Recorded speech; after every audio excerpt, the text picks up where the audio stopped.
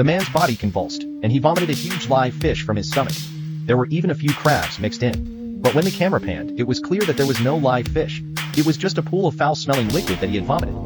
And this was the world after drunkenness.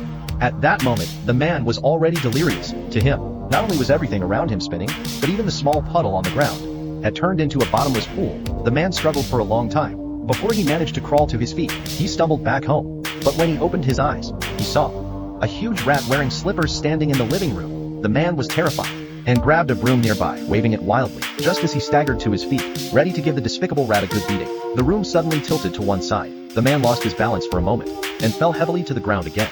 But strangely enough, the rat wasn't afraid of people at all. It just stood silently in the corner and showed no intention of hiding. At this moment, the man picked up a basin from the table beside him and staggered toward the rat again. The rat tried to hide in the cabinet, but couldn't open the door. In the end, the man pinned it to the ground with the basin to prevent the rat from escaping.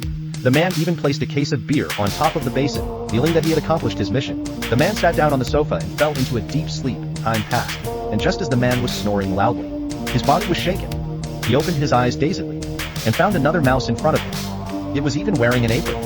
The little mouse had been released, and the big mouse was trying to pull the man up from the ground. But the man refused to accept the mouse's kindness. Without saying a word, he started punching and kicking the mouse. The man was too harsh, and the big mouse couldn't get up for a long time.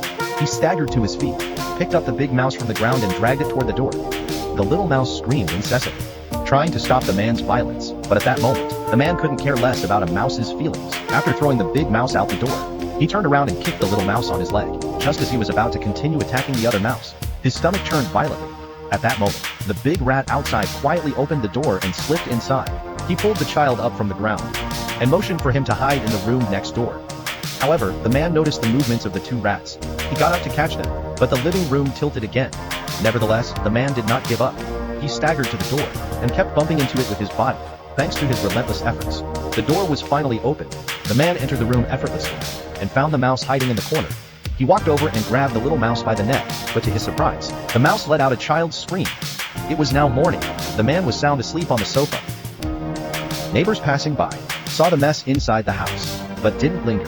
Clearly this had happened more than once, and the neighbors were used to it. At that moment the man woke up with a yawn. In a daze, he seemed to see the little mouse wearing slippers again. But when he looked closely, he realized it was all an illusion. A strong wind blew in from outside the window, carrying away everything in the house. It seemed to imply that the man now had nothing left, except for the family photo on the ground. When the breeze blew away the dust on it, the photo revealed its true form. It was a shattered family portrait.